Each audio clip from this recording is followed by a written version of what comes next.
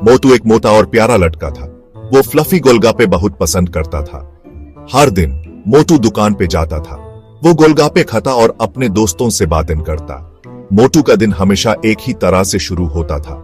सुबह उठते ही वो अपनी प्यारी माँ के हाथ का बना नाश्ता करता। नाश्ता में अक्सर परांठे और दही होती थी, जो मोटू को बहुत पसंद थी। नाश्ता करने के बाद वो अपने दोस्त पतलू के घर जाता। पतलू मोटू का सबसे अच्छा दोस्त था। दोनों मिलकर नए नए प्लान्स बनाते और मजे करते। एक दिन मोटू और पतलू ने सोचा कि क्यों ना आज कुछ अलग किया जाए। दोनों ने मिलकर डिसाइड किया कि वो शहर के नए गोलगप्पे वाले के पास जाएंगे। शहर में नए गोलगप्पे वाले की बहुत चर्चा थी। लोग कहते थे कि उसके गोलगप्पे का स्वाद लाजवाब है। मोटू और पतलू ने अपनी साइकिल उठाई और निकल पड़े नए गोलगप्पे वाले की तरफ। रास्ते में मोटू और पतलू ने बहुत सारी बातें की। दोनों ने अपने स्कूल के दोस्तों के बारे में बातें की, अपने सपनों के बारे में बातें की और अपने फेवरेट कार्टून्स के बारे में भी बातें की। पतलू ने मोटू को बताया कि उसे एक नए कार्टून का एपिसोड देखना है, जो आज रात को आने वाला है। मोटू ने कहा कि वो भी उसे देखने के लिए एक्साइटेड है। जब वो गोलगप्पे वाले के पास पहुंचे तो वहां बहुत भीड़ थी। मोटू ने देखा कि लोग लाइन में खड़े हैं और सबके चेहरे पर मुस्कुराहट है। गोलगप्पे वाले ने मोटू और पतलू को देखते ही मुस्कुराते हुए कहा, आओ भाई, क्या लोगे? मोटू ने हंसते हुए कहा, भाइया, सबसे पहले तो आपके फेमस गोलगप्पे चाहिए। गोलगप्पे वाले ने तुरंत एक प्लेट गोलगप्पे मोटू और पतलू के सामने रख दी। मोटू ने पहला गोलगप्पा खाया और उसके चेहरे पर एक बड़ी सी मुस्कुराहट आ गई। उसने कहा, वाह भैया, आपके गोलगप्पे तो सच में लाजवाब हैं। पतलू ने भी गोलगप्पा खाया और उसने भी वही कहा। दोनों ने मिलकर बहुत सारे गोलगप्पे खाए और मजे किए। गोलगप्पे खाने के बाद मोटू और पतलू ने थोड़ा सा वॉक किया और फिर अपने घर वापस चले गए। घर आकर मोटू ने अपनी माँ को गोलगप्पे वाले के बारे में बताया। उसने कहा, माँ, आपको भी कभी वहां ले जाऊंगा। आपको भी उनके गोलगप्पे बहुत पसंद आएंगे। मोटू की माँ ने मुस्कुराते हुए कहा, बिल्कुल बेटा, जरूर चैलेंज। इस तरह मोटू का दिन खत्म होता था। गोलगप्पे खाने और अपने दोस्तों के साथ मजे करने के बाद हर दिन मोटू के लिए एक नई कहानी होती थी, जो उसके दोस्तों और गोलगप्पे के साथ और भी खास बन जाती थी। एक दिन मोटू को बहुत जोर से छींक आई। आज ही उसकी आंखों से आंसू निकल आए। उसकी छींक से हवा में चमक फैल गई। अचानक दुकान के सारे समोसे हवा में उड़ने लगे। वे इधर उधर घूम रहे थे। मोटू और उसके दोस्त हंसने लगे। ये बहुत मजेदार था। एक दिन जॉन अपने दोस्त के साथ पार्क में खेल रहा था। मौसम बहुत सुहाना था और सभी बच्चे मजे से खेल रहे थे। तभी एक चिड़िया ने ऊपर से उड़ते हुए एक समोसा गिरा दिया। वह समोसा सीधा जॉन के सर पर जा गिरा। जॉन ने पहले तो कुछ समझा नहीं, लेकिन जब उसने अपने बालों को हाथ लगाया तो उसने महसूस किया कि उसके बाल समोसे के आटे से चिपक गए हैं। उसके बाल एक अजीब से आकार में खड़े हो गए। जॉन ने अपने दोस्त से कहा, देखो मेरे बालों का क्या हाल हो गया है। उसके दोस्त ने जब देखा तो वह जोर जोर से हंसने लगा। धीरे धीरे पार्क में खेल रहे सभी बच्चे जॉन के पास आ गए और उसके नए हेयर स्टाइल को देखकर हंसने लगे। जॉन को पहले तो थोड़ा अजीब लगा, लेकिन फिर उसने भी हंसना शुरू कर दिया। जॉन ने सोचा, क्यों न मैं इस नए हेयर स्टाइल को अपना लूं। उसने अपने बालों को ऐसे ही रहने दिया और सभी के साथ मिस करने लगा।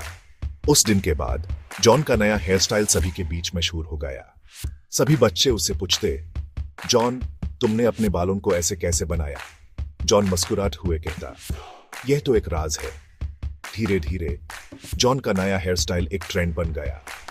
स्कूल में भी सभी बच्चे उसके हेयर स्टाइल की बात करते। टीचर भी हंस कर कहती, जॉन, तुम्हारा हेयर स्टाइल तो बहुत ही यूनिक है। जॉन को अपने नए हेयर स्टाइल पर गर्व होने लगा। उसने सोचा, कभी कभी कुछ अजीब चीजें भी हमारे जीवन में खुशी ला सकती हैं। एक दिन जॉन के घर पर एक पार्टी थी। उसने सोचा, आज मैं अपने नए हेयर स्टाइल के साथ सबको सरप्राइज करूंगा। पार्टी में सभी लोग जब आए तो जॉन को देखकर हैरान रह गए। सबने उसके नए हेयर स्टाइल की तारीफ की और उसके साथ फोटोज खींचने लगे। जॉन को बहुत अच्छा लगा और उसने सोचा, यह हेयर स्टाइल तो सच में कमाल का है। इस तरह एक छोटी सी घटना ने जॉन के जीवन में खुशी और आनंद भर दिया। उसने सीखा कि कभी कभी छोटी छोटी चीजें भी हमारे जीवन में बड़े बदलाव ला सकती हैं। और इस तारा जॉन का नया हेयर स्टाइल सभी के दिल में बस गया। एक और छींक। इस बार डॉक्टर झटका गायब हो गए। उनकी जगह पर सिर्फ उनके चाशमे हवा में लटक रहे थे। अरे मैं तो भूत बन गया, डॉक्टर झटका की आवाज आई। डॉक्टर झटका, जो हमेशा अपनी अजीब और गरीब इन्वेंशंस के लिए मशहूर थे, आज कुछ अलग ही कर रहे थे। उन्होंने एक नया एक्सपेरिमेंट शुरू किया था जो उन्हें इनविजिबल बना सकता था। लेकिन जैसे ही उन्होंने अपने एक्सपेरिमेंट को एक्टिवेट किया, उन्हें जोर से छींक आई और उस छींक के साथ ही वो गायब हो गए। उनके दोस्त मोटू और पतलू, जो उनके लब में उनकी मदद कर रहे थे, ये देखकर हैरान रह गए। डॉक्टर झटका, आप ही कहां चले गए? मोटू ने घबराहट भरी आवाज में पूछा। पतलू ने अपने चाशमे को ठीक करते हुए कहा, मोटू, लगता है डॉक्टर झटका का एक्सपेरिमेंट कुछ ज्यादा ही सक्सेसफुल हो गया है। डॉक्टर झटका की आवाज हवा में गूंज उठी। अरे मोटू पतलू, मैं यही हूं, लेकिन मैं दिख नहीं रहा हूं। लगता है मैं भूत बन गया हूं। उनकी आवाज में थोड़ा सा डर और एक्साइटमेंट था। मोटू और पतलू ने इधर उधर देखा, लेकिन उन्हें डॉक्टर झटका कहीं नजर नहीं आए। डॉक्टर झटका, आपको वापस कैसे लाया जाए? पतलू ने सोच में पड़ते हुए पूछा। डॉक्टर झटका ने जवाब दिया, मुझे लगता है कि मुझे वापस आने के लिए एक और छींक लेनी पड़ेगी। लेकिन मुझे छींक कैसे आए? मोटू ने तुरंत एक आइडिया सोचा। डॉक्टर झटका, आपको एलर्जी किस चीज से होती है? डॉक्टर झटका ने सोचा और कहा, मुझे तो बस एक ही चीज से एलर्जी होती है, और वो है काली मिर्च। पतलू ने तुरंत लैब में रखी काली मिर्च को उठाया और हवा में उड़ा दिया। डॉक्टर झटका ने जोर से छींक मारी और एकदम से वापस आ गए। अरे वाह, मैं वापस आ गया, डॉक्टर झटका ने खुशी से चिल्लाते हुए कहा। मोटू और पतलू ने भी राहत की सांस ली। डॉक्टर झटका, आपके एक्सपेरिमेंट्स हमेशा कुछ न कुछ नया ले आते हैं, पतलू ने हंसकर कहा। डॉक्टर झटका ने मुस्कुराते हुए जवाब दिया, हाँ, लेकिन इस बार तो मैंने खुद को ही इनविजिबल बना दिया था। और इस तरह डॉक्टर झटका का एक और एक्सपेरिमेंट खत्म हुआ, जो उनके और उनके दोस्तों के लिए एक यादगार पल बन गया। लेकिन उन्होंने डिसाइड किया कि अगले बार वो कुछ और सोच समझ कर एक्सपेरिमेंट करेंगे, ताकि ऐसे अजीब हालत ना हो।